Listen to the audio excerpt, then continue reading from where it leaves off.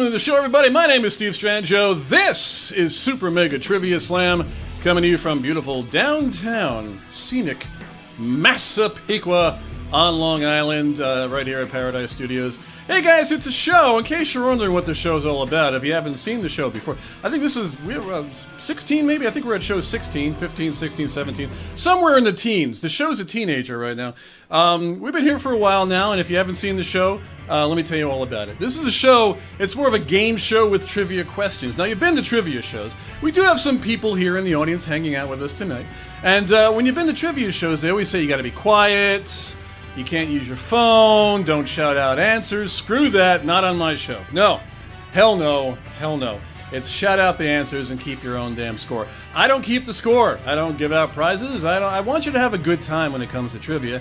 And that's what this show, damn it, is all about. In case you're wondering, my name is Steve Strangio. The way the show is going to work is going to be very cool. We're going to basically do a show where there's 8 rounds of multiple choice trivia. But here's the thing, paying attention at home, every round is going to be a little bit different, okay? Every round's going to have its own subject, its own theme, and then we're going to get to the final round, which is going to be the rapid fire round. More about that a little later. But that's how the show is going to go. We'll see if people in the audience might want to play along. What the hell? We'll give it a shot. But we say we get on to our first round. That's me right there. You're going to see all the questions right there on the big screen. But here we go. Round number 1. Let's get cooking. Ladies and gentlemen, let's get cooking. Now, chef hats aren't just for hiding tiny rats in Disney films anymore, or people to wear on, pizza boxes. Here's a question about this specific type of culinary chapeau. Here we go. What do the number of folds in a chef's hat mean? There are your choices. A, level of experience. B, vent for air. Or C, to keep it level. You got 30 seconds. Shout out your answers at home. You can shout them out here if you want, guys. What do you think? A level of experience.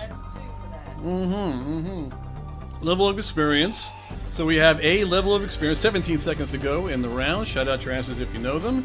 People here are just kind of pensively thinking to themselves. What do you think, Stu?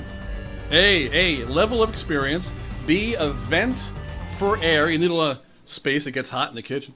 Or C, to keep it level. Ladies and gentlemen, the 30 seconds are up. As says by my phone. What do you say we find out the answer? What do the number of folds in a chef's hat mean? Here comes your answer.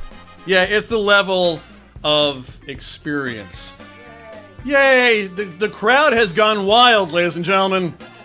Please remain seated. We're gonna need security up here because things are happening. There you go. The number of pleats in a chef's hat represents the many techniques or recipes that a chef has mastered over the years. Historically, the number also represented the number of ways a chef could prepare eggs, believe it or not. So if you see a lot of folds in a chef's hat, that means that person can prepare eggs like it's crazy. They cannot stop preparing it. How many times? How many more times you guys? I can do scrambled. Okay. Over easy. Remember that phrase? Over easy, so the yolk is still good. Sunny side up, that's all I know. What else can we do? Hard boiled. Poached. Can you do poached? You can do poached. That's awesome. That's hard to do. Eggs Benedict. What else? I can't think of anything else. Soft boiled. Omelet. There you go. All right, so we have many. You can have a lot of pleats in your hat if you want. All right, moving on to round number 2. Super Mega Trivia Mouse. Yeep. Here we go. Mickey and Minnie Mouse are entertainment and cultural icons. Now, last time we talked about Disney, the screen went out. So let's see what happens this time. The people who played the voices of those Mises did this thing besides playing the voices of the Mouseses. Here we go. What did the voices of Mickey and Minnie do? A, robbed a bank. B, got married. Or C, opened their own studio. 30 seconds! Go! What do you think it is? C, got their own studio, and you're saying got married. All right, okay.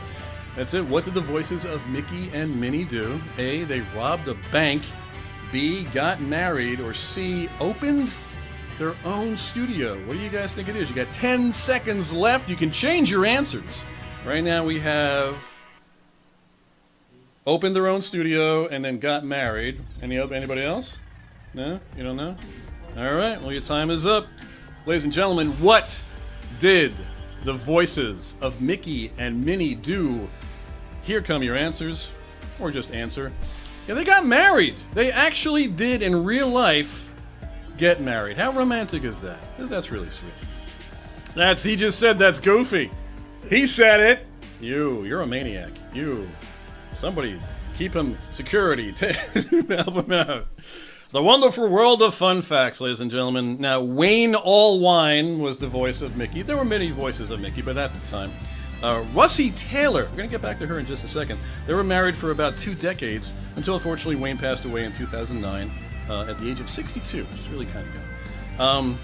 The name Russi Taylor sounds familiar. If you're a fan of The Simpsons, she actually does a lot of the voices for The Simpsons. She is Martin Prince. Remember Martin Prince? The twins Sherry and Terry, who were kind of creepy, and also many other voices as well. So not only did she work for Disney, but she also worked for The Simpsons, so 2 powerhouses. So that's really cool. And then she got married as well, so that's pretty fun too. But a lot of Disney fans? You got some Disney fans out there? How many times have you been to Disney? Anybody? Maybe you have it at home? Have you been? I actually own a pair of mouse ears. It's fun to go. And it's a good time if you want to go. And unfortunately, you have to go, and there's many different avenues. There's Disneyland, Disney World, and I guess is Euro Disney still around? I can't even tell anymore. All right. Moving on, ladies and gentlemen, here we go. Round number 3. How about a slice of knowledge? Pizza is among the many comfort foods that exist in our universe that historians believe was actually invented in the 1500s, ladies and gentlemen. However, before it became the gooey treat that we all know and love, many people did not want to eat it for one reason and one reason only. All right, so here come your choices. I'm going to show them right there, and then you have 30 seconds to guess what it is. Here we go. A, it was created by the devil. B, originally very bitter. Or C, was considered poisonous. 30 seconds, shout out your answers, go! Created by the devil. Pizza by the devil. Pizza devil. I think 2? Okay, but 2's not good, but B, so you're thinking B. There you go. Originally very bitter. Very bitter. So you feel because back in the 50s, you got 10 seconds to go, ladies and gentlemen. Now Stu is saying that back in the 1500s, they didn't think you should eat tomatoes. So there you go. So that's your answer. All right. So we have a good wide range of answers here.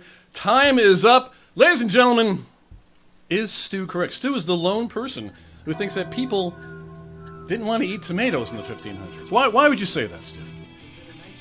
It's in the nightshade family because, yeah, it was considered poisonous. Stu is right, ladies and gentlemen. Yeah, there you go. Back in the 50s, Stu was there. Actually, Stu is immortal. I don't know if you realize this or not, but he's been around. He is a Highlander, and he will cut your head off if you piss him off, so don't make him angry. Here's a factizza for you. In Naples, around the 1500s, people would take their wads of dough, slap slices of tomatoes on top, and then sprinkle some cheese on top, okay? And they'd create it was made because it was an inexpensive meal to make. However, back then, the majority of people felt that tomatoes were actually poisonous, and they didn't want to eat them. So that's the reason. But around the 1800s, the tomato was proved to not be poison. So the Age of Enlightenment said, eat your tomatoes, ladies and gentlemen. They're not poisonous. But it's back then, I guess it makes sense because Nightshade family, they didn't have Google, so they had no idea what to do. Google might have been around the 1800s. We don't know. Where the hell are we going? So if anything, we'll always refer to Stu as our tomato historian, ladies and gentlemen. So there we go. All right, moving on. We have 8 rounds of trivia. We've only done 3. Many more to go. Here we go. Round number 4. Believe it or don't. What the hell you want to do? 1918, Robert Ripley created his series, Believe It or Not. The cartoons that branched into a television show and then a series of books. However, he died. Yeah, he did die. But how did he die? He died in a very interesting way in 1949. Did he eat a tomato? Let's find out. A, after collapsing on the set of his TV show. B, after a headbutt from a llama. Or C, after a stunt gone wrong, you have 30 seconds, go! There's no tomato option on this one, I'm sorry. I think every question should have a tomato option from now on. 20 seconds to go, what do you guys think it is? How did he die? C, after a stunt gone wrong. Anybody, we have any Team Llama fans here? Llama. We got a Team Llama right here. All right, way to go. Always count. We got 2 Team Llamas. 5 seconds ago, stunt gone wrong. So basically, everybody has chosen what it might be. Time is up. How, ladies and gentlemen, how did Robert Ripley die? Let's find out. After collapsing on the set of his TV show, he knew it because somebody threw a tomato at him. That's what happened right there. Believe it or fact, his show was doing a story about on Taps, believe it or not. And while Taps was being played, he fainted on the set. And now the thing was, he passed out as the song played, but he refused to be taken to the hospital. But he's like, screw it, I'll go to the hospital. Goes to the hospital, 3 days later, dead. He died of a heart attack in the hospital. Believe it or not. So, Believe It or Not is a series of books, in case you don't know. It started off as a cartoon, became a TV show. There's actually a museum for it, and it's really interesting. I bought a Believe It or Not book at the library for like $1. So I have many Believe It or Not facts. I love to read facts, as you may have realized, because I host a game show with trivia. All right, ladies and gentlemen, moving on. We're going to be moving on to round number 5. Many more rounds to go. If you're keeping score, like I said, keep your own damn score. I got things to do. Here we go, round number 5. Say the magic word. Say, any magic fans out there? Fans of magic? There you go. Well, of course, you're a magician. There we go. Magic has been around for centuries, but stage magicians must learn one word to make magic happen. That word is abracadabra. Abracadabra. But what does abracadabra mean, ladies and gentlemen? There you go. A, let's do magic. B, I will create as I speak. Or C, she's saying B. Or C, this is my power. So what are you saying, B? You're saying B. All right, so she's saying I will create as I speak. What do you think? Anybody else? No idea. Okay, abracadabra. Let's do magic. I will create as I speak. Or this is my power. You have 15 seconds if you're playing at home. Shout out the answer. Anybody left here? B, I will create as I speak. C, we have a C. This is my power. 7 seconds to go. Anybody saying tomato? No? All right. Tomato, perhaps? No. All right. Here we go, ladies and gentlemen. What does abracadabra mean? Here comes the answer. Yeah, it was B. I will create as I speak. Excellent job. Expecto Patronum. Some people believe that abracadabra, if it's inscribed in an amulet, would actually have healing powers. Joanne, would that be right? Yeah, so she uses it all the time. Cosmic readings by Joanne. So basically, she's here doing the show. She is our cosmic specialist. So you actually have an amulet that says that. That's awesome. And that's, well, so if we need healing, coming straight to you. All right, excellent job. All right, ladies and gentlemen, there we go. You're watching Super Mega Trivia Slam. My name is Steve Strangio. Hey, guys, if you want to get involved, we'll be doing lots of really cool stuff with the show. A lot of plans are in action. So you want to follow me on social media. It's real simple. Right there. Super Mega, not Super Trivia Mega Slam, no, Super Mega Trivia Slam. And follow it on all the social media, and you get to see some clips from the show, some behind-the-scenes stuff. Follow me, I'll follow you back, and everybody will be following everybody, and we'll wear amulets and have a damn good time. All right, we're moving on to round number 6. Stupid things done in recent history. You make up your own jokes there. It's timely as today's headlines. Let's face it, the people today do a lot of really stupid things, and will continue to do stupid things, and it's really fun to talk about people doing really stupid things. So, as of this moment, more than 7 million people have confessed to doing this one stupid thing. I'm going to give you 3 choices, and you got 30 seconds to figure out what the hell is that stupid thing. Here we go. A, drop their cell phone in the toilet. B, driven a car without using their seatbelt. Or C, cheated on their taxes. 30 seconds, go! A, we have a hand raised. C, cheated on their taxes. All right, so what do you think? We had a hand up. B, driven in a car without using their seatbelt. 15 seconds to go. Like I said, you could choose an answer, but you still have time to change your answer if you want to. There's a lot of people from a different generation. There, a different generation. People didn't believe back then in seatbelts. They had what we called the mom or dad arm. They'd just right across you, just clothesline you, stop you. There you go. All right, ladies and gentlemen, time is up. What is the stupid thing that 7 million people have done? Get ready for your answer. Here we go. Yeah, they dropped their cell phone in the toilet. What? Yeah. There are 7 million cell phones in toilets out there, ladies and gentlemen. We're flush with facts about this one. According to Mr. Reuter, Rhoda was his first name, apparently, of Roto-Rooter fame. Not only have around 7 million people dropped their cell phones in the toilet, but an estimated 2.6 billion people don't even have a toilet to drop their cell phone that they don't have in the toilet. So I don't know what the hell's going on with that world. So there you go. Okay, fess up. Who here has dropped their cell phone in the toilet? We got just 2 hands up. So you dropped two cell phones in the toilet. Yeah, everybody's done it. Come on, you have to open up. Things have been dropped in the toilet for centuries, even before toilets even existed. So who knows? All right, we got 2 more rounds to go, and then we're going to jump into our rapid fire round. More about information about that in just a second. Here we go. Round number 7. A sunny day to die. Yeah, there we go. Oh, sure, the sun is up there in the sky, and most people believe that we do rotate around it. There's still a few people holding out. It's the center of all things that help us live. But how long would it take for us to realize that the sun suddenly exploded?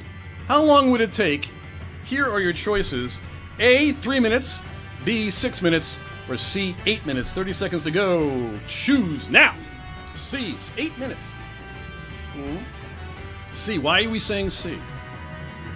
93 million miles away. It's going to take 8 minutes to get here. So who knows? The sun's going to explode. Probably, in a movie with fast cars. The Fast and the Explode. So it's 10 seconds to go. The Fast and the Furious explosion car, sun. 6 seconds to go. So you're sticking with C. All right, everybody's like, yes. People are really serious about the sun exploding around here. Here we go, ladies and gentlemen. Let's find out. When does the sun go boom? Let's find out. You got 8 minutes until that's it. You're done. French fry. Here's a big ball of gassy facts for you. If and when the sun does get blowed up, since it is 93 million miles away, it would take just about over 8 minutes. So if you're looking, you're taking a look at the sun, you're actually literally looking into the past. And if you're staring at the sun too long, you're an idiot. But just look at the sun, glance up really quickly, and you'll know that's it. 8 minutes until you get to live. So that's where it goes. 8 minutes to go before we all go boom. But that's, according to Neil deGrasse Tyson, we got billions of years before that happens. All right, ladies and gentlemen, we're going to move on until we got 1 more round to go. Then get ready. It's going to be the rapid fire round. Here is round number 8. Let's trek into mythology.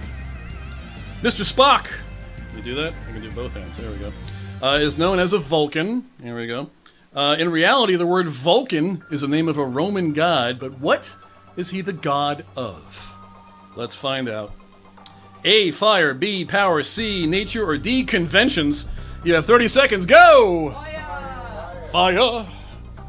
I am the god of fire. Anybody else? Fire, fire, fire. Could be the god of tires. 18 seconds, and he's like, no, I doubt that. A, fire. B, power. C, nature. Or D, conventions. Been to a Star Trek convention? Anybody? Yeah, they're pretty fun. Back in the 70s, yeah, they don't exist anymore. They sort of exist. 1 second to go, ladies and gentlemen. All right. Vulcan is the god of what? That's right, the god of fire, ladies and gentlemen. Not the god of thunder. No, it's the god of fire. Here's a fact check for you. Not only is Vulcan the god of fire, he's also the god of volcanoes and metalworking for some reason. But, he's the god of metal, so that rules. In Star Trek, the Vulcans were the very first alien race that made first contact with the humans on Earth. Hasn't happened yet. May have happened sometime in the future, but if you're a big Star Trek fan like I am, that is like 17 different shows for Star Trek, and Paramount Plus basically has all of them. So you have to get Paramount Plus to watch every Star Trek show, but eventually I'm sure they'll they'll trickle down. All right, folks, that was 8 rounds of trivia. But hey, that's okay. You can applaud if you want to. There's a smattering of applause. There we go. The crowd actually slowly built as we were doing the show. But we're going to move on to our rapid fire round, ladies and gentlemen. Now here is the rapid fire round. What's going to happen is this. I'm going to say we got 5 questions for this. Okay, you only have like about 5 seconds to answer. And everybody here has to shout out the answers. Also, you can do it at home. I'm going to say a statement, and there are 2 things that you have to say if you agree with it or don't agree with it. Here are the 2 things.